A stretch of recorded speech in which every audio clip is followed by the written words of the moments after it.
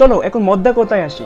একটা স্টুডেন্ট কিভাবে তার খাতার নাম্বারে 95+ পেয়েও ও ফেল করেছে জাস্ট এই 3টা ভুলের জন্য। কারণ এই 3টা ভুল না অনেক মারাত্মক, যেটা একজন টপারকেও লোয়েস্ট লেভেলে ফেলে দিতে পারে। সো তার জন্য তোমাদের বলছি প্লিজ সতর্ক থাকো, আর এই জিনিসগুলোকে আমি বারবার বলছি সেভ করে রাখো, আর তুমি তোমার বন্ধুদেরকে প্লিজ শেয়ার করতে বলবে না। নাম্বার 1 মিস্টেক হচ্ছে, যদি তুমি বল পেন দিয়ে লেখো ঠিক আছে, কিন্তু বল পেনের পরিবর্তে তুমি যদি জেল পেন দিয়ে লেখো তাহলে কি হবে?